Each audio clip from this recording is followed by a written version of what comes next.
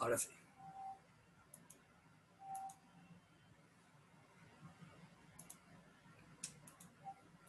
Continuamos, estábamos hablando sobre la tasa de interés, que si la tasa de interés tiene un periodo de capitalización diferente al periodo de capitalización del problema, entonces deberíamos hacer una conversión. Esa conversión se hace en dos partes. En una primera parte calculamos la tasa proporcional, dividiendo la tasa nominal entre la frecuencia que nos están dando, o la frecuencia de capitalización, y luego ese resultado, que sería la tasa proporcional, la convertiríamos en la tasa real o la tasa efectiva, utilizando la fórmula de tasas equivalentes. Esa sería la otra, el tratamiento correcto para cuando hay un cambio de tasa, o para cuando las tasas, la frecuencia de capitalización no coincide con la frecuencia de capitalización del problema. Eso hay que tenerlo muy en cuenta, porque eso haría que los problemas no salieran, o los cálculos no salieran mal, y estuviéramos cometiendo un error. En este caso no hay ningún cambio de tasa, la tasa sigue siendo la misma, la frecuencia de capitalización sigue siendo la misma frecuencia, entonces las cosas no tienen mayor problema. Hemos dicho que nuestra tasa es 0,06, la tasa de interés. Si la multiplicamos por 1.400.000 nos da 84.000. Serían los intereses del primer periodo. Estos intereses del primer periodo, desde luego, no lo pagamos porque este primer periodo es muerto. Sencillamente se prorratean, como ya hemos dicho, cuyo resultado va a ser 7.636,36.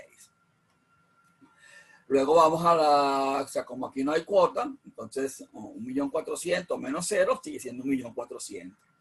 Volvemos a calcular los intereses del segundo periodo, los intereses del segundo periodo. Como el capital no se ha modificado, sigue siendo el mismo, desde luego que los intereses son los mismos, porque si el capital es el mismo y la tasa es la misma, entonces si multiplicamos 0,06 por 1.400.000 nos va a dar otra vez 84.000.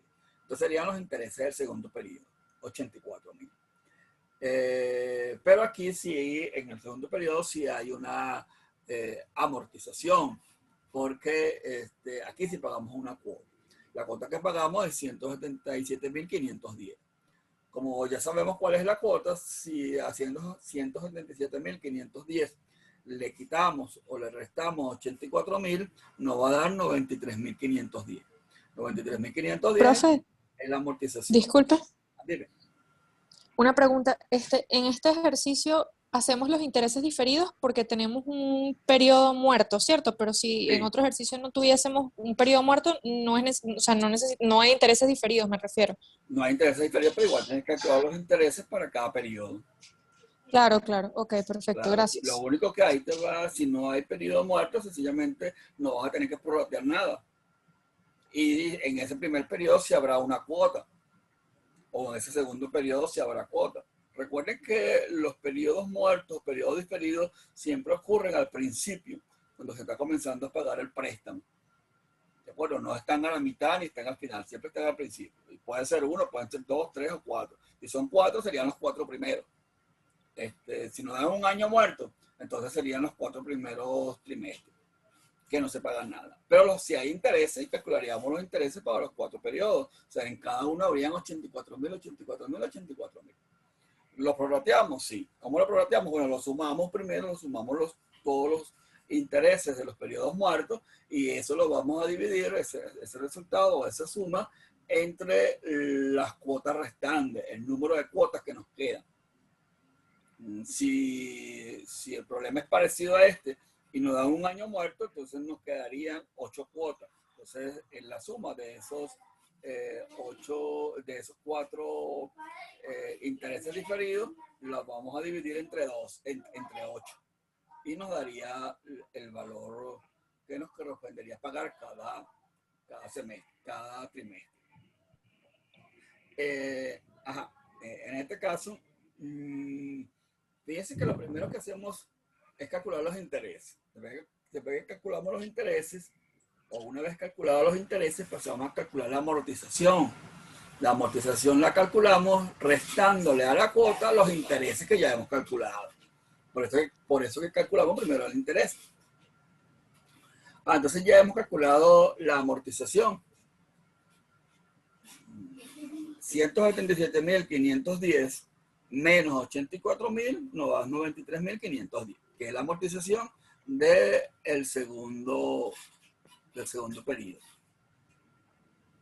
Luego ahora, como ya hemos calculado estos tres valores, entonces vamos a calcular el capital del periodo siguiente, es lo otro que viene. ¿Cómo calculamos el capital del periodo siguiente? Bueno, el capital del periodo actual, o sea, 1.400.000, le resto 93.510, eso me va a dar 1.306.489. ¿Lo ven?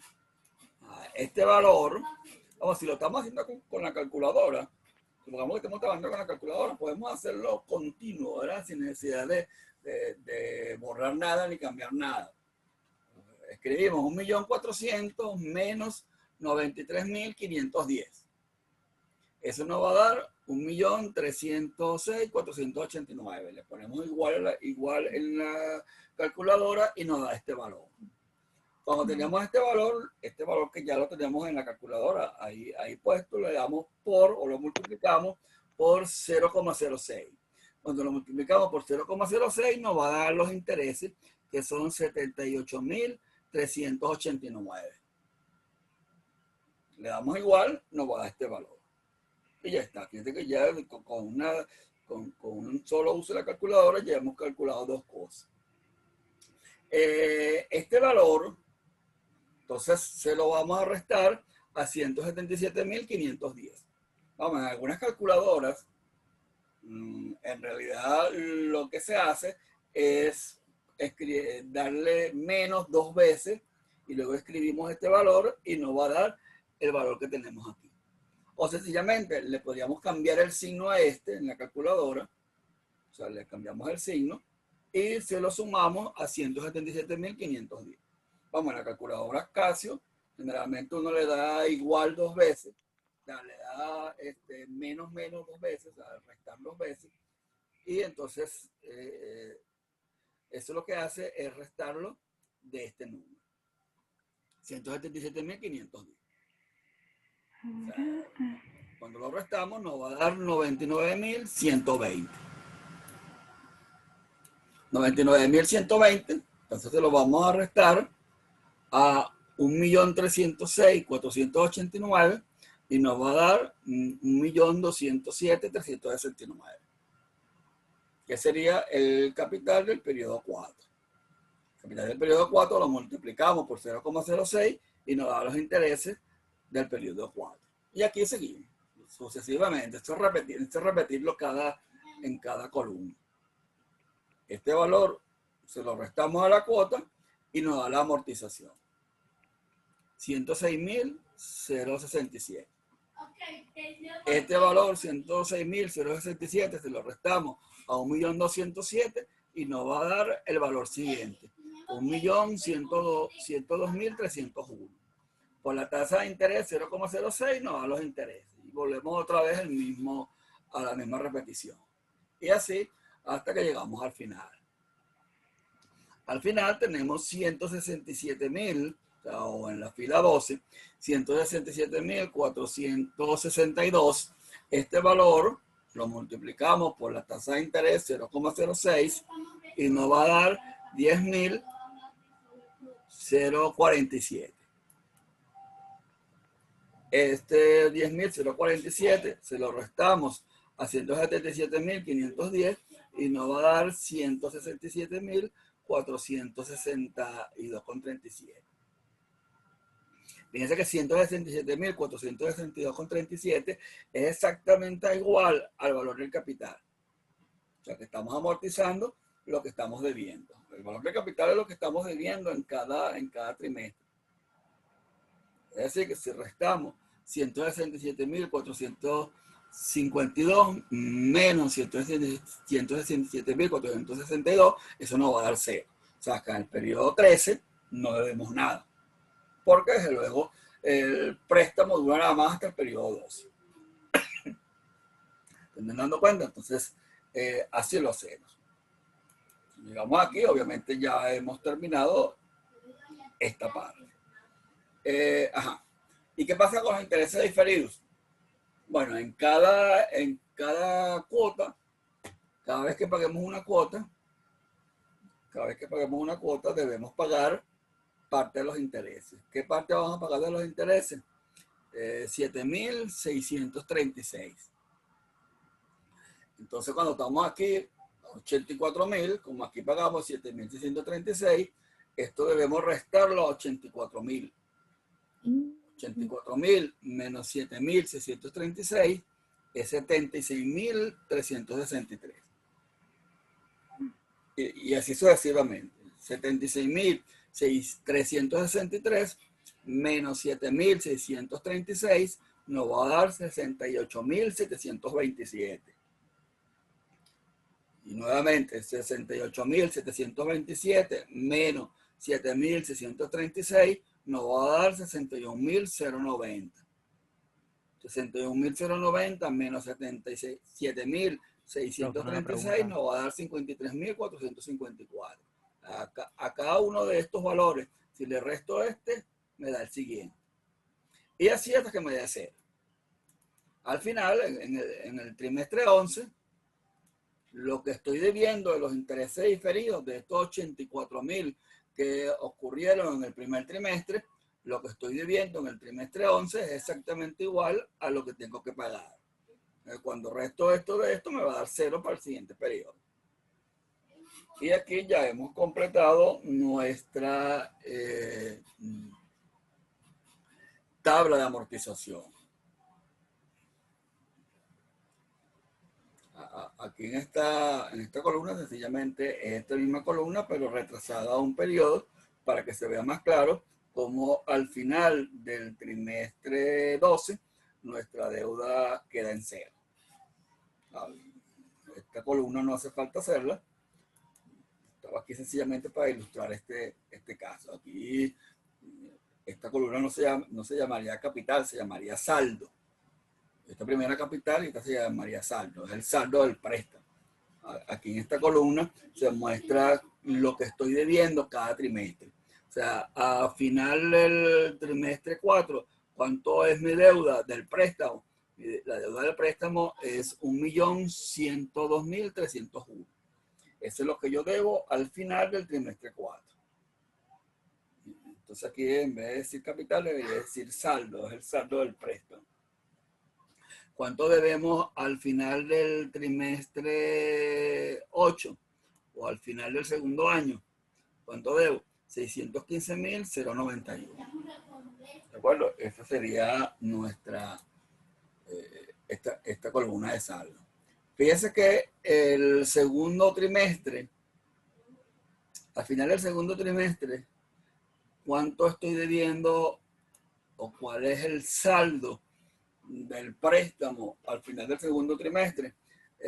1.306.489. Esta es una deuda. El final del segundo trimestre, ¿a qué me correspondería?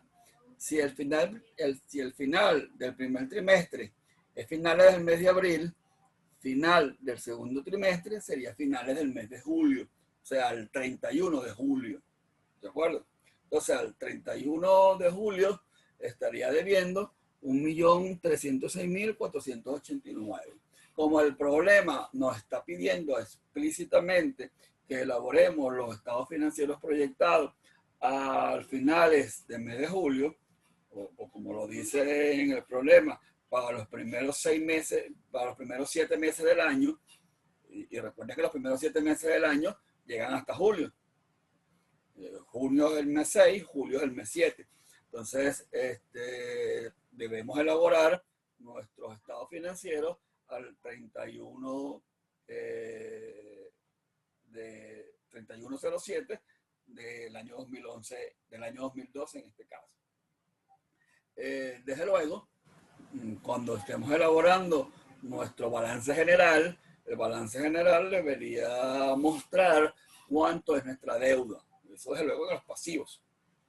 La deuda, en este caso, en el pasivo del balance general, debería reflejarse esto. 1.306.489. Creo que por aquí lo tengo, lo voy a mostrar. ¿Ves? Crédito, maquinaria. LP significa largo plazo, pero el crédito y la maquinaria que hemos pedido. Esto es al 3107 de 2011 o 2012, debería decir aquí, no 2011. 1.306.490. Fíjense, ¿de dónde salió este valor? Este valor no era un dato del problema, tuvimos que calcularlo nosotros. 1.306.490. ¿De dónde salió este valor? Ahí salió de la tabla de amortización.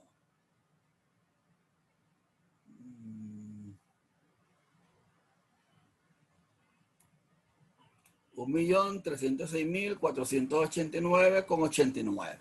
Vamos, aquí sencillamente lo que está redondeado, ¿no? 1.306.489,89 se redondeó a 1.306.490 y se puso sin decimales. ¿De acuerdo? Entonces, este valor, 1.306.489,89 o 1.306.490, redondeando a 490, 489,89, 490. Entonces, así lo mostramos en el balance, 1.306.490.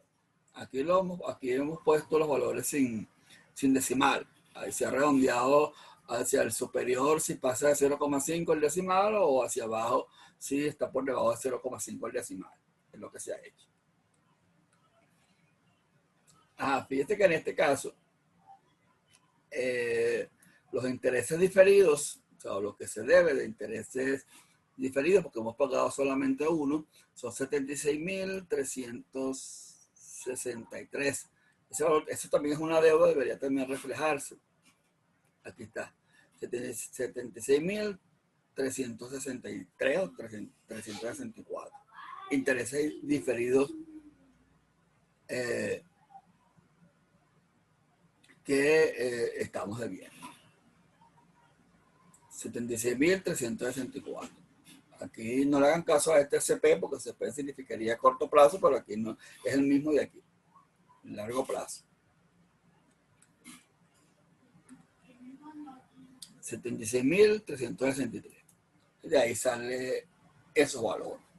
Entonces, fíjense cómo de esta tabla de amortización de préstamo, esta tabla de amortización, como aquí sacamos alguna información que es bastante pertinente. Los gastos de intereses, otra cosa, fíjense que en este caso, ¿cuánto es nuestro gasto de intereses? Como vamos a elaborar el estado de ganancia y pérdida para dos semestres, debemos sumar estos 284. Los 84.000 que corresponden al primer trimestre más los 84.000 que corresponden al segundo trimestre. Si sumamos estos dos valores, nos dan los intereses que hemos causado por el préstamo de maquinaria. Pero hay otros tipos de intereses, porque estamos en intereses del préstamo a corto plazo, que también debemos considerarlo. Por eso que aquí en el balance, en el estado de ganancia y pérdida, donde estamos hablando de gastos financieros, los gastos financieros que tenemos aquí, el estado de ganancia y pérdida, estos gastos financieros, estos 439.200, ellos van a incluir tanto estos 84.000 que corresponden al primer trimestre, como estos 84.000 que corresponden al segundo trimestre. Esto adicionalmente a la otra deuda que tendríamos porque si mal no recuerdan, ¿verdad? O si mal no recordamos, también teníamos una deuda en el balance anterior, como el balance histórico. Vamos a mostrarlo.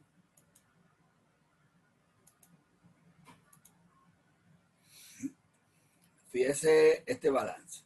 Este 2011, el que estamos mostrando proyectado, debería ser 2012. Por eso decía que hay un error en el que estamos mostrando. En vez de decir 2011, debería decir 2012.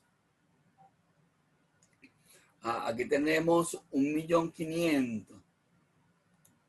Estos son efectos por pagar a largo plazo. Este 1.500.000 se supone que es una deuda a largo plazo. Esta deuda a largo plazo también paga intereses. Estos intereses deben considerarse y deben ir en el estado de ganancias y pérdidas. ¿De acuerdo? O sea, efectos por pagar a largo plazo, 1.500.000, que vienen del balance histórico, el que está en el problema, ellos pagan intereses. ¿Cuánto pagan ellos intereses? Bueno, aquí debería haber algún supuesto donde se habla de los intereses. Vamos a ver.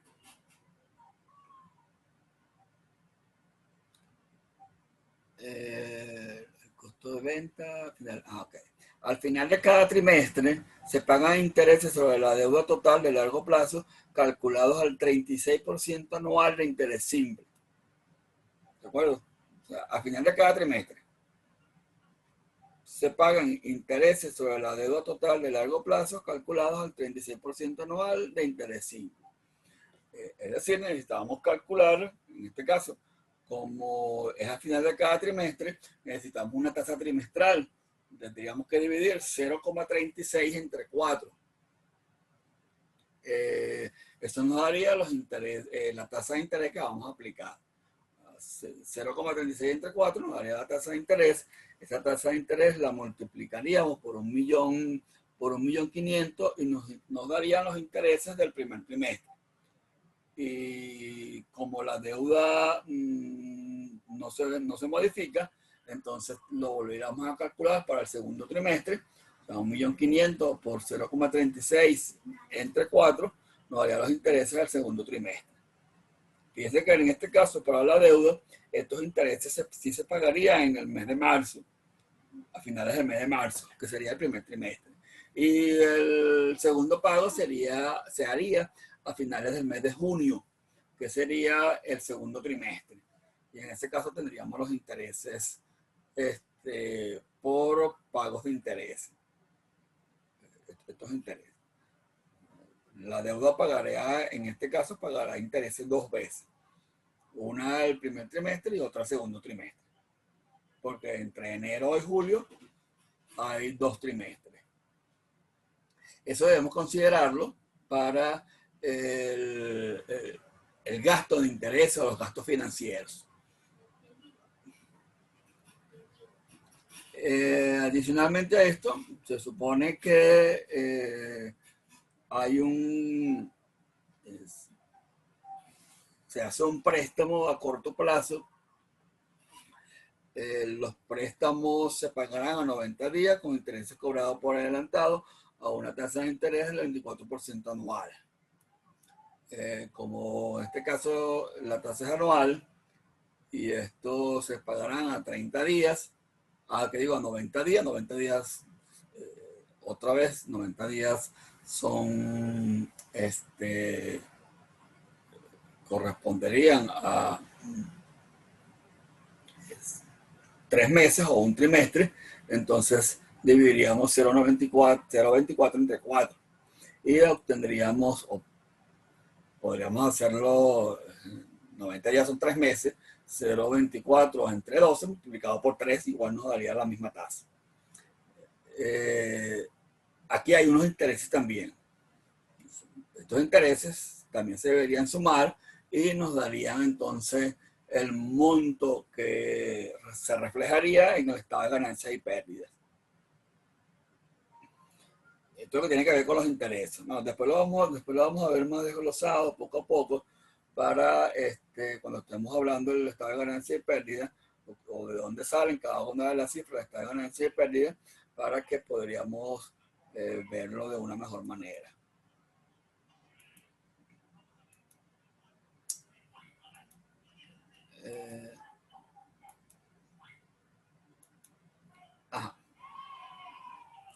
¿Hay alguna pregunta sobre la tabla de amortización?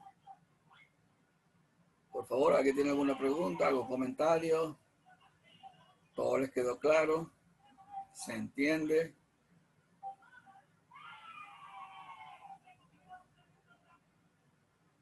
Profe, una pregunta. Dime. Dime, Carlos.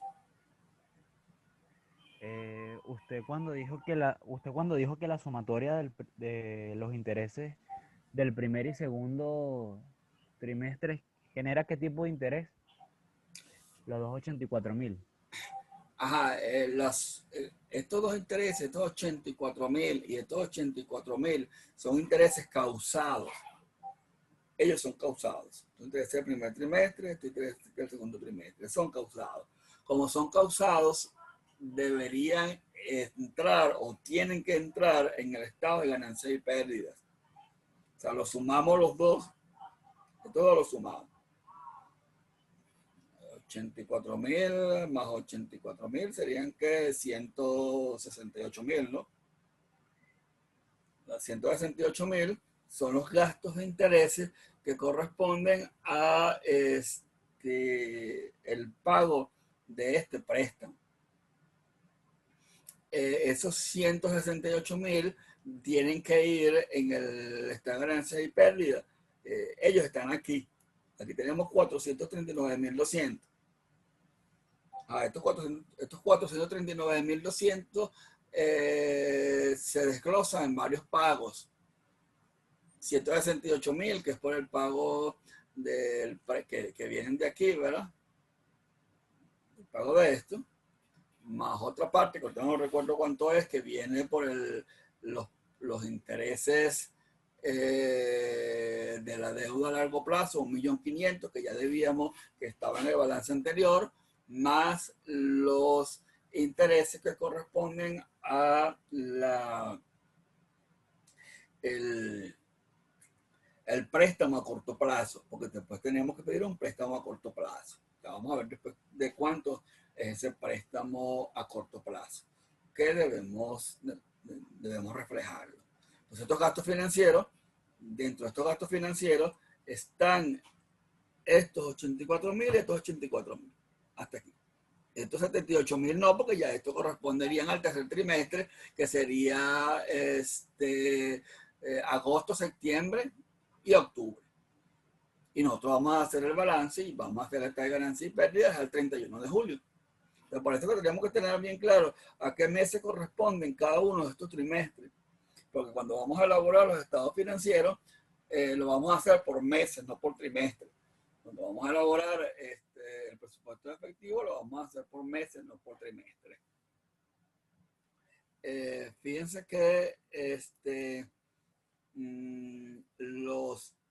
84.000 de intereses del segundo trimestre, que lo pagamos a finales del mes de julio,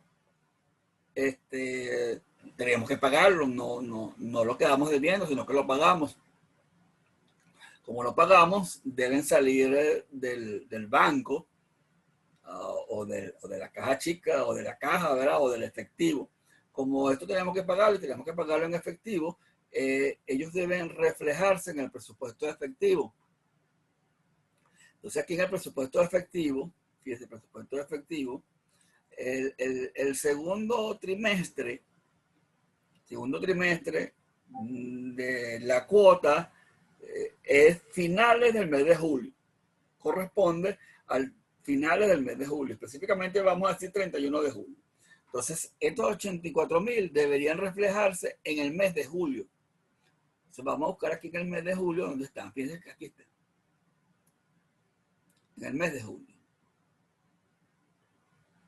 Pago de intereses, crédito maquinaria. 84.000 en el mes de julio. Estos primeros 84.000 se supone que deberían estar en el mes de abril, pero como están diferidos no lo hemos pagado. Entonces en el mes de abril no hay nada, porque no lo pagamos.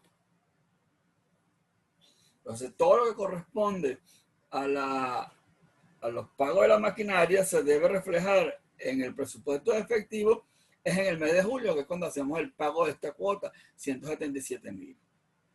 Entonces, aquí vamos a desglosarlo en tres partes: 84.000 de intereses, 93.510 de amortización y 7.636 de intereses diferidos. Aquí están, ¿verdad? 93.510 de amortización y 7.636 de intereses diferidos. Son los tres pagos que tenemos aquí. 84.000, 93.510, 84.000 más 93.510, si sumamos estos dos, es la cuota, 177.510. Y el pago de los intereses diferidos, 7.636. 7.636. Pago de los intereses diferidos, que es una parte, una onceava parte de 84.000. De estos primeros 84.000. Eso lo reflejamos aquí en el mes de julio, que es cuando se pagan. Cuando se pagan. Estos son causados y pagados. Esto es causado y pagado. Este no es causado. Esto es sencillamente que se está pagando algo que se debía del primer trimestre. Entonces este valor se causó en el primer trimestre del año. O sea, en febrero, marzo y abril. No el primer trimestre del año, sino el primer trimestre del crédito. Febrero, marzo y abril. Es el primer trimestre del crédito. Porque el crédito se pidió en enero. Luego mayo, junio y julio sería el segundo trimestre del crédito. Entonces aquí tendríamos estos tres valores: pago de intereses, crédito, maquinaria; amortización, crédito, maquinaria; y pago de intereses diferidos. Eso lo sacamos de aquí: 93.510, 84.000 y 7.636. ¿Hay alguna otra pregunta? ¿Alguien tiene otra pregunta? Profe, disculpe, entonces todos los intereses los vamos a incluir en gastos financieros, todos los intereses de todo tipo que nos presenta el problema, Claro, todos los en el intereses. estado de ganancias y pérdidas. En el estado de ganancia y pérdida, sí. Porque los intereses, Ok. recuerden que es un gasto. Los intereses siempre se van a considerar como un gasto y ellos van a reducir la utilidad. Generalmente, cuando nosotros hacemos nuestro flujo de caja o hacemos el estado o nuestra estructura de costo, eso lo ponemos aparte al final, los gastos de intereses. Igual en el estado de ganancia y pérdida siempre se pone al final, porque recuerden que a veces calculamos algunas razones financieras, ¿no? Y para algunas razones financieras quitamos los intereses, porque las deudas pasan a ser algo muy importante en la administración y en la gerencia de una empresa. Si ustedes, obviamente, yo imagino que algunos de ustedes van a trabajar de gerente financiero, o va a tener algo que ver con tesorería, alguna empresa, o trabajarán con su propia empresa. No se olviden que las deudas siempre tienen que tener un tratamiento aparte. Y los intereses por esa deuda es un interés aparte. Y siempre tenerlas al final, considerarlas al final, ¿verdad? Pero cuando estamos haciendo un análisis financiero, estamos elaborando las razones financieras para hacer alguna explicación o algún análisis sobre el comportamiento de la empresa. Entonces, en algunas razones no se incluyen los intereses, en otras razones sí se incluyen los intereses, algunas razones son exclusivamente sobre los intereses, otros sobre la deuda. Entonces, estas cosas hay que siempre manejarlas por separado y entender, siempre tener claro que los intereses es un costo, ¿verdad? Es un gasto. Y hacer un costo, hacer un gasto, desde luego afectan la utilidad. Y que es lo que hace cualquier empresario, ¿verdad? Que sabe que sabe algo de finanzas y sabe cómo manejar las cosas. Estos intereses, desde luego, los absorbe el precio.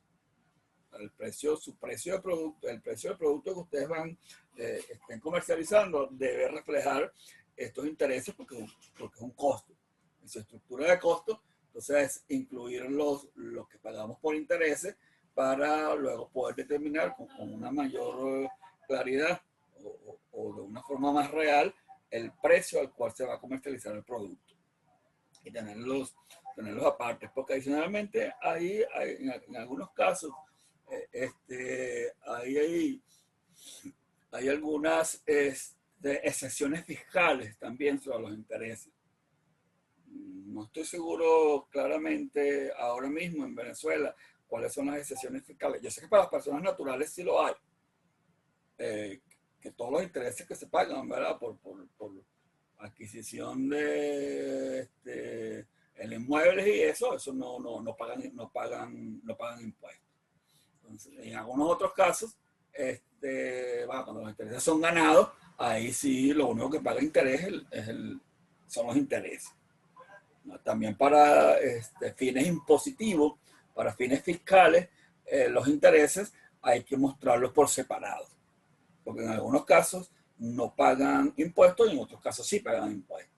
Entonces, por eso también es conveniente siempre los intereses, todos los intereses en sí, englobarlos, ¿verdad? Y ponerlos por separado. También es una buena práctica de trabajo en las notas al margen que se hace con los estados financieros, dejar claro qué es lo que se está incluyendo en esos gastos financieros. Es decir, que si elaboramos unas notas al margen de este estado de ganancias y pérdidas, como aquí teníamos como gastos financieros 439.200, entonces deberíamos especificar, lo podríamos hacer en una nota que pondríamos aquí abajo, ¿no? De dónde salen estos 439.200. 84.000 intereses diferidos, 84.000 intereses del segundo trimestre, tanto intereses del primer trimestre pago de deuda a largo plazo, o sea, desglosarlo bien, eso se puede hacer en unas notas aparte. Y aquí sencillamente lo ponemos de forma global para hacer los cálculos más directos. ¿Alguna otra pregunta?